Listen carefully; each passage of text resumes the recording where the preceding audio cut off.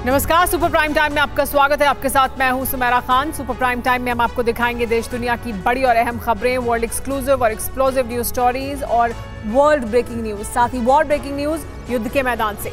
इस वक्त की बड़ी खबर, लेकिन शुरुआत उसी के साथ सुपर प्राइम टाइम की। हमास का एग्जिट वॉर, गाजा का द्वितीय चरण संहार। तल अवीव से सबसे विध्वंसक खबर यही है, सीज फायर खत्म हो चुका है और महाविनाशक युद्ध का दूसरा चरण शुरू हो गया है। इजरायल सरकार ने मंशा जाहिर कर दी है कि दूसरे चरण में दक्षिण गाजा का हाल उत्तरी गाजा जैसा कर दिया जाएगा। अरब से अमेरिका तक तनाव फैल गया है। अमेरिकी विदेश मंत्री तीसरी बार इजरायल दौरे पर पहुंचे हैं। दक्षिण गाजा संहार रोकने के सारे समाधान असफल हो चुके हैं। देखिए आखिर क्यों इजरायल दक्षिणी गाजा पर हमले की तैयारी कर रहा है। 1 दिसंबर की सुबह विनाशक जंग कैसे शुरू होने वाली है और क्या है इजरायल का हमास एग्जिट वॉर ब्लूप्रिंट।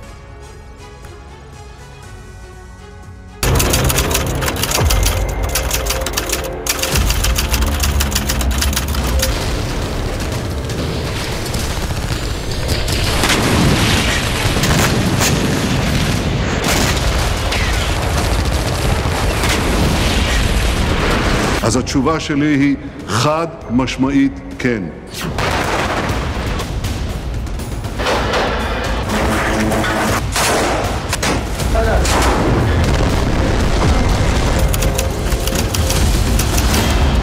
יחזרו לפעולה בכל רחבי עזה.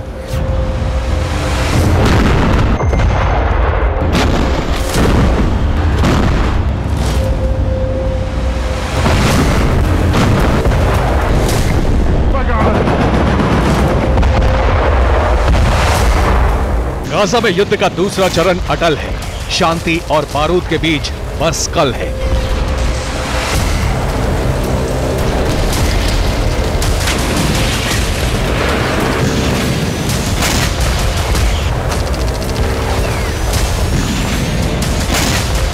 कल का सूरज उगने से पहले यह तय हो जाएगा कि गाजा महाविनाश के दूसरे चरण से कितने पल दूर है।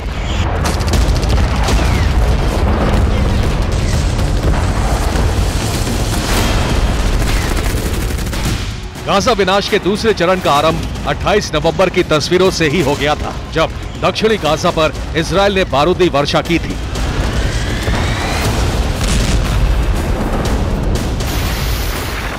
तीस नवंबर की सुबह ही गाजा में सीज फायर खत्म हो गया।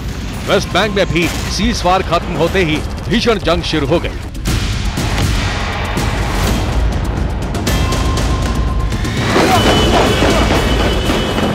इसके साथ ही यरूशलेम में गोलीबारी शुरू हो गई। हमलावरों ने आईडीएफ को निशाना बनाया। इस हमले में इजरायल के 3 जवान मारे गए। हालांकि जवाबी एक्शन में इजरायल ने दोनों हमलावरों को ढेर कर दिया।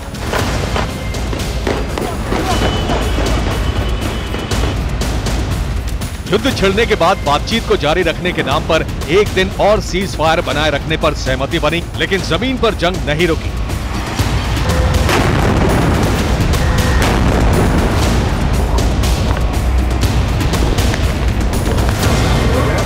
अब गाजा विनाश के लिए इजरायल के सैनिक और आर्टिलरी तैयार हैं, क्योंकि ये अंदेशा है कि अब हमास की शर्तें मानने को इजरायल तैयार नहीं है और ना ही हमास बिना शर्तों के बंधकों को रिहा करने वाला है।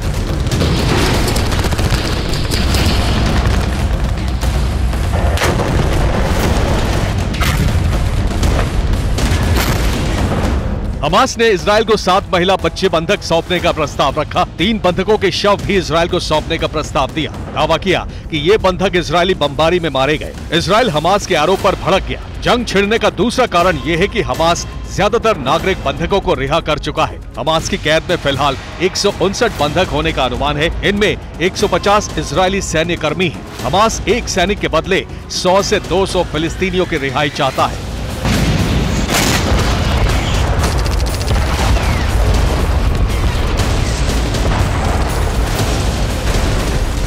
हमास की शर्तें इजरायल मानने को तैयार नहीं है और इसीलिए जंग के दूसरे फेज की शुरुआत हो चुकी है।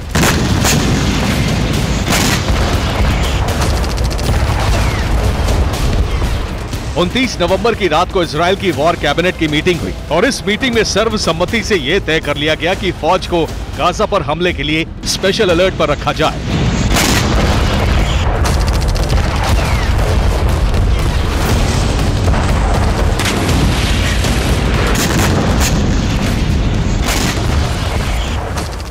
בימים האחרונים אבל אני שומע שאלה, האם לאחר מיצוי השלב הזה של החזרת חטופינו, ישראל תחזור ללחימה? אז התשובה שלי היא חד משמעית כן. אין מצב שאנחנו לא חוזרים ללחימה עד הסוף. זו המדיניות שלי, הקבינט כולו עומד מאחוריה, הממשלה כולה עומדת מאחוריה, החיילים עומדים מאחוריה, העם עומד מאחוריה. זה בדיוק מה שנעשה.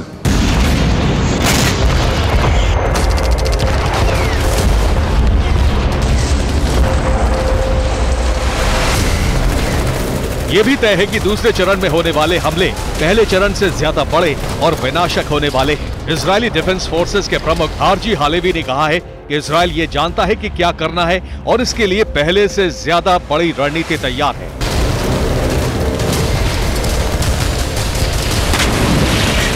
इजरायल के रक्षा मंत्री ने संकेत दिए हैं कि इस बार गाजा पर पहले से ज्यादा बड़ा धावा बोला जाएगा और ऑपरेशन उत्तरी गाजा तक सीमित नहीं होगा।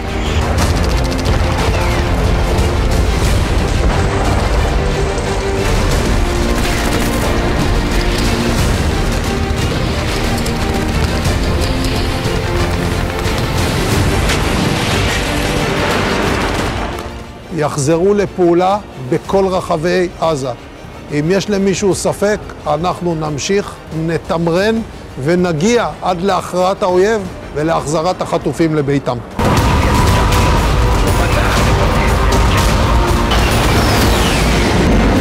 यानी ये तय हो चुका है कि इस बार ऑपरेशन का टारगेट दक्षिणी गाजा बनने वाला है, जो युद्ध के पहले चरण में बमबारी से बचा हुआ था।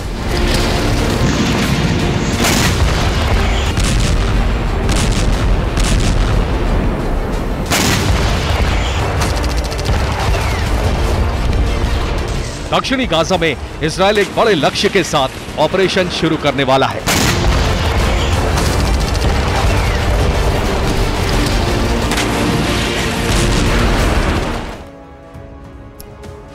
दक्षिणी गाजा में इजरायल का प्लान क्या है, यहां उसका ऑपरेशन कैसे चलेगा, उसे मैप से समझिए। इजरायली सेना एक साथ दक्षिणी गाजा के 1 दर्जन शहरों पर भीषण हमले करेगी। अल करारा से लेकर बानी सुहेला, अबासान अल जदीदा, अबासान अल कबीरा, खुजा अल बुयूकी, अल बुयूक, खिरबत अल अदास, राफा, ताल अस सुल्तान से खान यूनुस तक भीषण हमले कर एक घेरा बना लेगी। इस घेरे के अंदर ही हमास के बेस और लीडरशिप मौजूद है। इसे खत्म करने का प्लान है। सबसे भीषण हमले खान यूनुस में होंगे। ऐसा इसलिए क्योंकि हमास की गतिविधियों का केंद्र यही शहर है। यहीं पर हमास और अल कस्साम की टॉप लीडरशिप रहती है। इन्हें इजरायल खत्म करेगा। दक्षिणी गाजा से हमास को मिटाने के बाद इस पर इजरायल अपना कंट्रोल स्थापित करना चाहता है।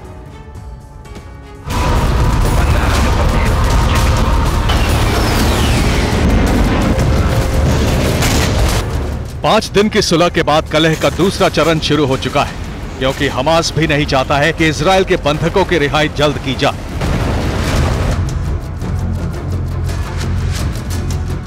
अगर हमास ने सभी बंधकों को रिहा कर दिया तो वो कवच विहीन हो जाएगा। इसके बाद इजरायल बड़े हमले करेगा और आईडीएफ को रोकने के लिए हमास किसी तरह मजबूर नहीं कर पाएगा।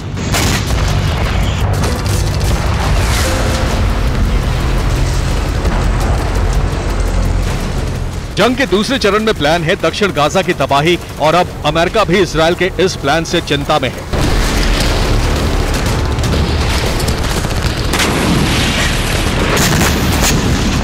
हालात बिगड़ते देखकर अमेरिकी विदेश मंत्री एंटनी ब्लिंकन 7 अक्टूबर के बाद तीसरी बार अरब के दौरे पर पहुंचे हैं।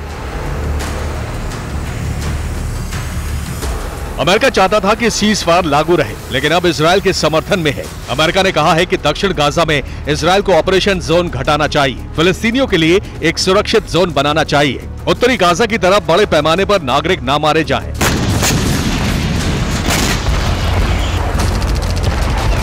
अमेरिका ने इजरायल से कहा है कि उसे यह तय करना होगा कि नागरिकों की सुरक्षा पर खतरा ना हो, इसके क्या उपाय किए जा सकते हैं।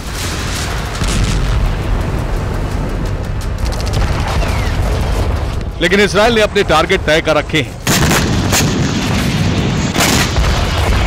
और ये 3 टारगेट हैं: गाजा से हमास का एग्जिट वॉर, बंधकों की घर वापसी, गाजा में खतरे का खात्मा। गाजा से खतरे के खात्मे का मतलब साफ है, हमास की रणनीति बनाने वाली टॉप लीडरशिप का सफाया, हमास के ठिकाने नष्ट करना, अल कस्साम ब्रिगेड का सफाया, गाजा में हमास के ओवरग्राउंड वर्कर्स का खात्मा, गाजा में हमास के समर्थकों का खात्मा।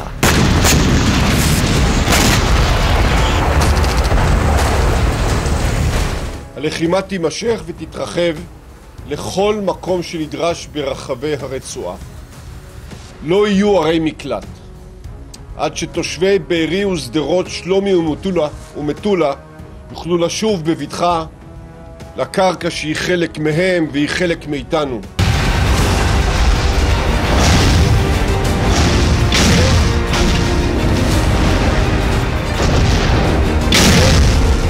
यानी इजराइल के टारगेट पर हर वो इंसान है जो किसी न किसी तरह हमास से जुड़ा है, और यही संकेत है कि गाजा का भविष्य सिर्फ विनाश है।